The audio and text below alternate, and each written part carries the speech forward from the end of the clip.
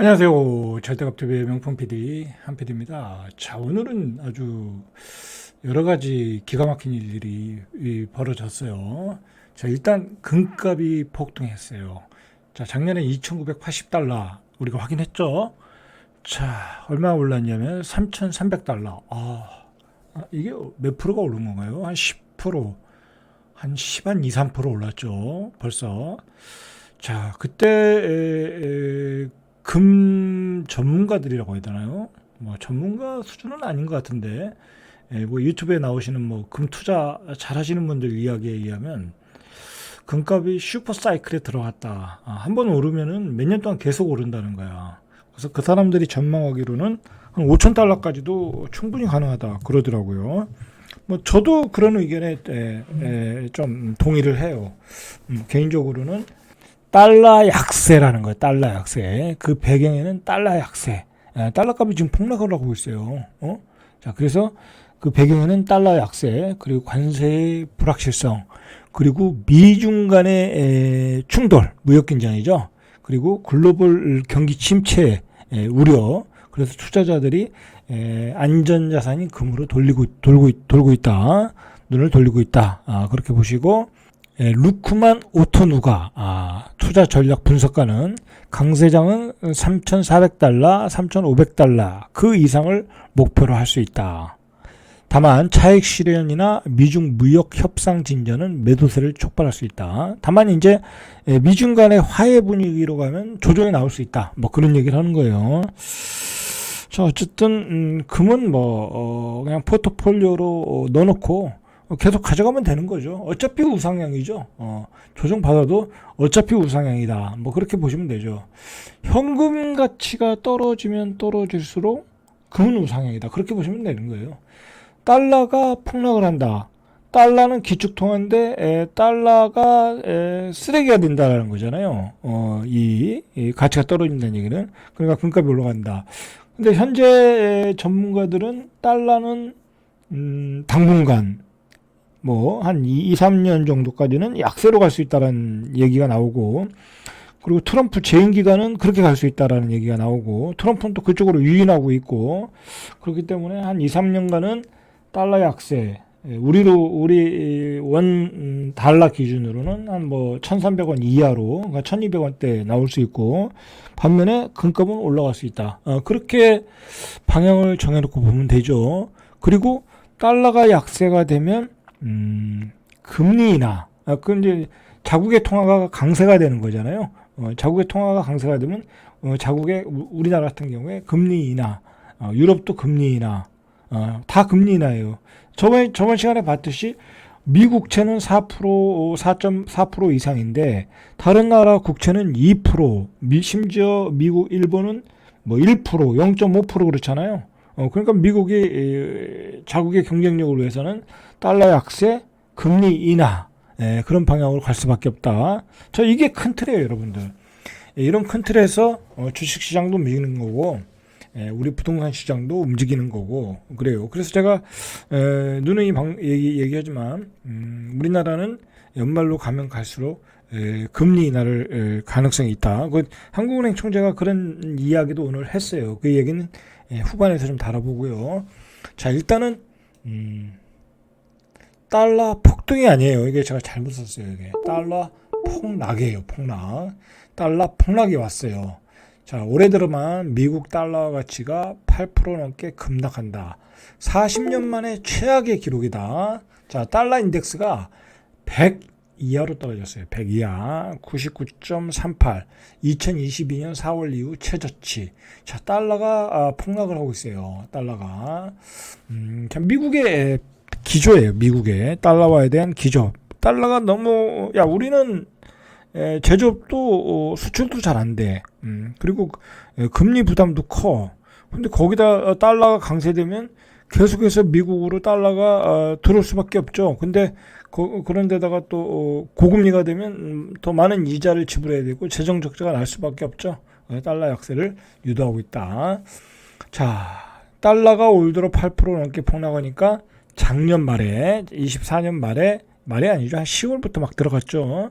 자, 우리 사학개미들이 주식을 1,400원대 이상에서 다 매수를 했어요. 1,400원대 이상. 자, 어떻게 됐어요? 오늘 1,410원인가 그렇거든요. 이제 잘못하면 1,400원대가 깨져요. 그러면 주식도 3분의 1 날라갔어.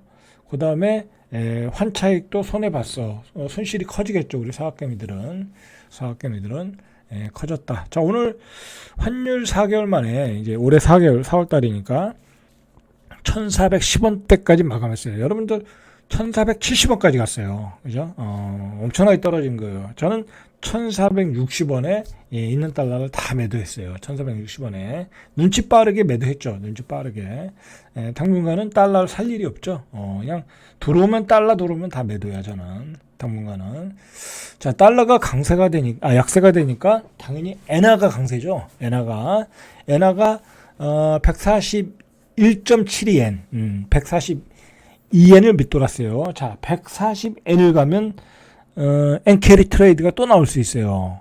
그럼 금융시장이 또 출렁할 수 있어요. 이 엔달러 환율, 이 주식 투자하시는 분들은 엔달러 환율을 잘 보셔야 돼. 엔달러 환율. 자, 이때 이상해요. 지금 1,410원이면 앞으로 달러가 약세다 그러면은 지금 외국인들이 주식을 사러 들어와야 되거든요. 우리 국내 주식도. 물론 이제 사러 들어올 수 있어요. 앞으로는. 근데 아직까지는 계속해서 매도해요. 오늘도 오늘 얼마인가? 오늘 5천억 매도했나? 잠깐 볼까요? 잠깐 보니까 3,500억. 코스닥은 많이 샀네요, 외국인들이. 자, 코스닥은 샀어요. 그러나 이제 매도세가 좀 줄어들 수 있겠죠. 달러가 약세가 되면. 왜냐면 앞으로도 약세가 된다고 하면 지금 빨리 원화로 환전해서 들어오는 게 외국인 입장에서는 낫겠죠. 자, 그렇다. 자, 유로화도 최고치. 유로화도 가치가 올라가고 있어요. 달러에 대비. 2022년 4월 이후 최고치를 기록했다. 자, 이 달러의 약세는 도널드 트럼프 대통령의 관세 정책에 따른 경기 침체 가능성이 커지면서 하락 압박을 받고 있다. 그러니까 도널드 트럼프는 원하는 게 경기 침체예요. 경기 침체까지는 안 원하겠죠. 이제 좀 하강 국면을 원하는 겠죠. 그러면서 달러가 약세가 되고 유가도 떨어지고 그러면서 금리가 내려지기를 원하겠죠. 그러면서 재정 적자를 줄여나가는 걸 원하겠죠. 도널드 트럼프의 희망사항이죠. 자, 월스트리트 저널은 미국 이의 수출업체들의 달러와 급락은 미국의 관세 부과로 인한 손실이 가중되는 이중고라고 전했다. 달러와의 급락은 미국의 관세 부과로 인한 손실이 가중되는 이중고라고 전했다. 또 세계 중앙은행들 입장에서는 자국 통화의 급격한 강세. 자, 우리 원화도 강세가 되겠죠. 금리를 더 공격적으로 인하해야 한다는 압박이 커지고 있다. 그러니까 자국의 통화가 강해지면 이제 아무래도 이제 수출이 좀 수출 경쟁력이 약해지겠죠. 그러다 보면 자국의 우리나라의 다른 나라의 경기가 좀 나빠지겠죠. 그러다 보면 금리 인하를 하게 될 것이다. 그러니까 계속해서 금리 인하 방향이다. 그렇게 일단 보셔야 돼요. 모든 것은 금리 인하에 초점을 맞출 필요가 있다. 여러분들, 이 모든 것을 우리 경제를 지배하는 건요, 결국은 현금이잖아요. 자, 그 현금의 흐름이잖아요. 그 현금의 흐름이 금리 인하 방향이다. 그러면 이제 어떻게 전개가 될지 대충 보이죠. 그래서 제가 계속해서 저는 개인적인 전망은 금리 인하가 지금 2.75 그러면 연말까지 한 2.0 한 3번 정도 인하하면 0.25면 2.0이잖아요. 자, 그렇게 되면은 한번 주식시장에 가지 않겠냐. 그렇게 보고 있거든요. 그래서 코스피보다는 코스닥이 나을 수도 있다. 특히 이제 대선 이후 전국에서는 막 여러 가지 개발 계획들, 정책들이 나올 거 아니에요. 그럴 때 코스닥 시장이 좋지 않겠냐. 그런 전망을 해요. 그 코스피 시장도 당연히 좋게 보고 현금들이 주식 시장으로 올 수 있거든요. 왜냐면 한 2%도 안 주는 금리가 예금 금리라고 하면 누가 은행에다 저금을 하겠어요. 인플레도 오고 그러는데. 자, 경기 침체 우려 속에 제롬 파월 의장이 매파적 통화 긴축, 인플레이션 때문에 금리 인하를 서두르진 않겠다. 뭐 그런 발언을 했어요. 그러면서 달러가 급락했다라는 거죠. 자, 지금 파월 의장과 트럼프와는 지금 충돌하고 있어요. 지금 경기가 안 좋으니까 주가도 많이 떨어졌으니까 금리 인하해라. 그렇게 트럼프는 파월 의장을 압박하고 있는데 아니다. 물가가 폭등한다. 당신이 그렇게 때리는 상호 관세 때문에 물가가 폭등하기 때문에 그렇게 못한다. 그런 거죠. 자, 그러니까 트럼프가 불만을 터뜨렸죠. 뭐 이 사람 성격엔 충분히 그럴 사람이죠. 자, 뭐라고 불만을 터뜨렸냐면 자신의 그 사회 관계망 서비스 SNS에 트루스 소셜이라고 그래요. 자, 유럽 중앙은행은 7번째로 금리를 인하할 것으로 예상하는데 7번째로 이렇게 지금 유럽 중앙은행 계속 금리를 인하하고 있어요. 자, 굉장히 많이 내렸어요. 2%뭐 중반대인가 후반대인가 그렇죠. 항상 늦고 틀리는 연준의 제롬 파월은 어제 또 전형적이고 완전히 엉망인 보고서를 내놨다. 라고 직격했다라는 거예요. 이렇게 아주 수사가 화려해요. 자, 트럼프는 유가가 하락하고 식료품, 심지어 달걀 가격도 내려가고 있으며 미국은 관세로 불을 쌓고 있다. 그러니 파월은 ECB 유럽은행처럼 오래전에 금리를 낮춰야 했었다라고 파월 의장을 비판했어요. 자, 그러니까 파월이 뭐라고 하냐면 파월은 자, 건강한 노동시장과 낮고 안정적인 인플레이션이라는 연준의 두 목표가 충돌할 수 있다라는 상황을 언급했죠. 자, 아직은 인플레이션 때문에 금리를 인하 못하겠다라는 거죠. 자, 파월 의장은 연준이 어느 목표를 우선시할지 기자가 물었죠. 자, 의심할 여지 없이 매우 어려운 판단을 내려야 할 것이라면서 또 물가 안정 없이는 강한 고용 시장도 없다. 무조건 물가 안정이 먼저라는 거예요. 예전부터 그랬잖아요. 2%대, 3%대 물가 안정이 돼야 된다. 근데 지금 트럼프가 하는 정책은 물가가 오를 것 같다라는 거야. 상호 관세를 때리면 그 상품에 관세가 전가가 되는 것이니까. 그러면서 16일에 기준금리 인하를 서두르지 않겠다. 트럼프는 빨리 인하해라. 근데 서두르지 않겠다라고 이야기를 했어요. 자, 그리고 뭐라고 얘기했냐면 트럼프에 대해 또 직설을 했어요. 트럼프 대통령이 추진 중인 관세 조치가 일시적으로는 인플레이션을 유발할 가능성이 매우 높다. 이런 물가 상승 효과는 더 오래 지속될 수 있다. 그죠? 그렇기 때문에 금리를 못 내리겠다는 거죠. 자, 오늘 우리도 한국은행 총재가 이제 그 금융통화위원회인가요? 이렇게 해서 회의를 해가지고 5월달에 4월달에 금리를 어떻게 할까 결정을 내렸죠. 자, 동결로 내렸어요. 이제 저번 달에 한번 내렸죠. 그러니까 이번 달은 동결. 왜냐면 미국과의 금리 차이도 있으니까 2.75를 유지하겠다라고 했고, 자, 이유를 보니까 트럼프 관세발 금융 불안정, 그리고 토지거래 허가제 반복에 따른 가계부채 확대. 그러니까 이제 요즘 집값이 출렁하거든요. 집값에 자극을 줄 수 있잖아요. 금리 인하를 하면. 자, 그리고 경기 하방 위험은 커지고 있다. 그러니까 지금 다수의 의견은 금리 동결, 소수의 의견은 금리 인하. 그러나 아직은 시장이 조금 불안하다. 그리고 집값을 부추길 수 있다. 그래서 금리를 동결했어요. 자, 그리고 한국은행 총재가 무슨 이야기를 했냐면 미국의 관세 충격 이걸 이야기했는데, 자, 이것 때문에 지금 우리 경제를 어떻게 꾸려나가야 될까 기본 시나리오도 못 만들고 있다라는 거야.